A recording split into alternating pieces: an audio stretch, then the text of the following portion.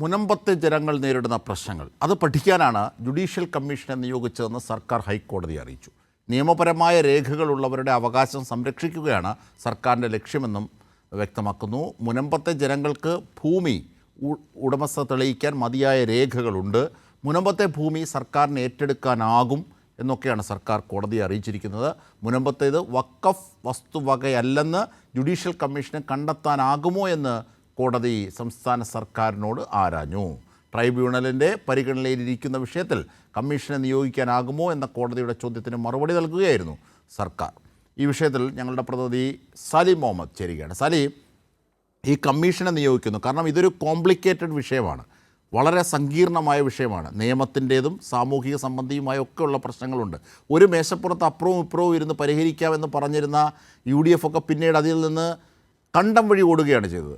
അങ്ങനെയുള്ളൊരു സാഹചര്യത്തിലാണ് ജുഡീഷ്യൽ കമ്മീഷനെ നിയമിച്ചുകൊണ്ട് ആ പ്രശ്നം ശാശ്വതമായി പരിഹരിക്കുകയും അവിടുത്തെ ഭൂമിയുടെ ഉടമകളെ സംരക്ഷിക്കുകയും ചെയ്യുന്ന രീതിയിൽ സർക്കാരിൻ്റെ ഇടപെടലുണ്ടാകുന്നത്. അതാണ് കോടതി സംശയാസ്പദമായി പല കാര്യങ്ങളും ചോദിച്ചത്. അതിനുള്ള കൃത്യമായ മറുപടിയാണ് ഇന്ന് നൽകിയത് സർക്കാർ, അല്ലേ? എന്തൊക്കെയാണ് അതിൻ്റെ വിശദാംശങ്ങൾ?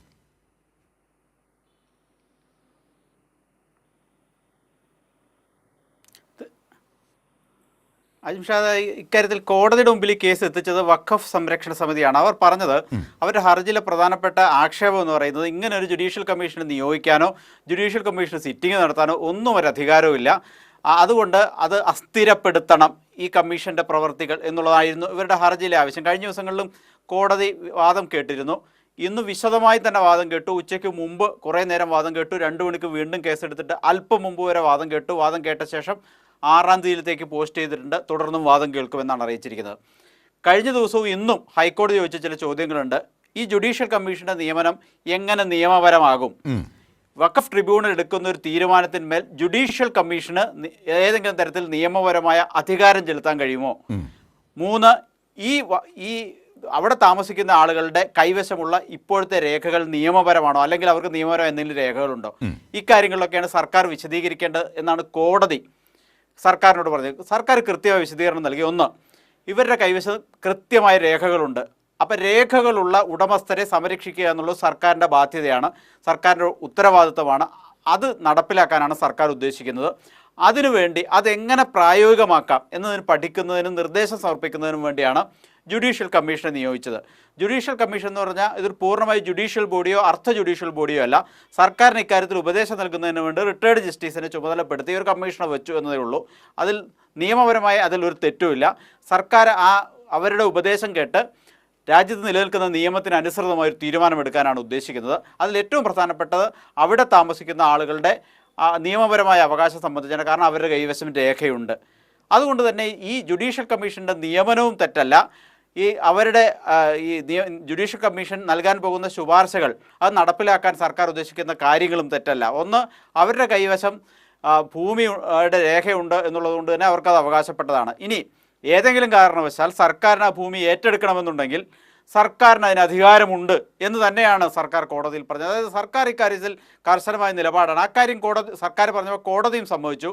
പ്രത്യേക ആവശ്യങ്ങൾക്ക് ഭൂമി ഏറ്റെടുക്കുന്നതിന് സർക്കാരിൽ നിക്ഷിപ്തമായ അധികാരങ്ങൾ ഉപയോഗിച്ച് അത് ഏറ്റെടുക്കാവുന്നതേ ഉള്ളൂ എന്ന് കോടതിയും ജസ്റ്റിസ് ബെച്ചു കുര്യൻ തോമസ് വാക്കാൽ പറയുകയും ചെയ്തു. പക്ഷേ ഈ ഹർജിക്കാർ പറയുന്നത് ഈ ജുഡീഷ്യൽ കമ്മീഷൻ്റെ നിയമനം എന്ന് പറയുന്നത് സർക്കാരിൻ്റെ യാതൊരു അധികാരത്തിലും ഇല്ലാത്ത കാര്യത്തിന്മേലാണ്. കാരണം വഖഫ് ഭൂമി എന്ന് പറയുന്നത് അത് വഖഫ് സ്വത്താണ്.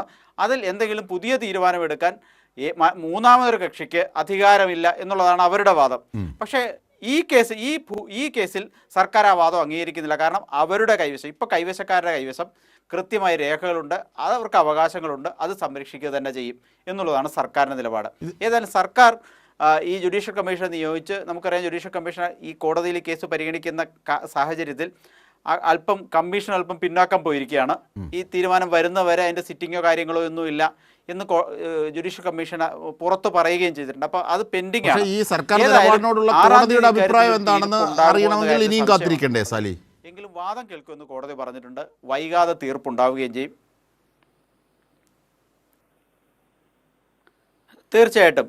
അതായത് സർക്കാർ ഇന്ന് ഒരു കാര്യം പറഞ്ഞിരുന്നു, സർക്കാരിന് ഈ ഭൂമിയെല്ലാം ഏറ്റെടുക്കാനുള്ള അവകാശമുണ്ട്, അധികാരമുണ്ട് എന്നുള്ള. അതിൽ കോടതിക്ക് എതിർപ്പില്ല. കോടതി പറഞ്ഞു പ്രത്യേക അവകാശവും അധികാരവും ഉപയോഗിച്ച് പ്രത്യേക ആവശ്യങ്ങൾക്കായി ഭൂമി ഏറ്റെടുക്കാൻ ഏതൊരു സർക്കാരിനും അധികാരമുണ്ട്.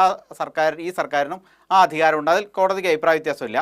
കോടതി ചോദിച്ച ചില ചോദ്യങ്ങൾ ഇതിൻ്റെ നിയമപരമായ നിലനിൽപ്പ് സംബന്ധിച്ചാണ്. അപ്പോൾ സർക്കാർ കാരണം ഈ ഭൂമിയുടെ അവകാശം മൗലിക അവകാശത്തിൽ നിന്ന് എടുത്തു കളഞ്ഞൊരു സാഹചര്യം കൂടിയുണ്ട് ആ ഘട്ടത്തിലൊക്കെയാണ്. പക്ഷേ ഈ ട്രൈബ്യൂണലിന്റെ ഈ വഖഫ് നിയമങ്ങളുടെ ഒക്കെ പരിധിയിൽ ഇതെങ്ങനെ വരും, അതെങ്ങനെ സാധുതയാകും എന്നുള്ളതാണ് നമുക്കിനി അറിയേണ്ടതുള്ളത്. പക്ഷേ സർക്കാർ അവിടുത്തെ ജനങ്ങൾക്കൊപ്പം നിന്ന് ആണ് ഈ നിലപാട് കോടതിയെ അറിയിച്ചിരിക്കുന്നത്. അതിൻ്റെ സമഗ്ര വിവരങ്ങളാണ് സാലിം മുഹമ്മദ് നൽകിയത്.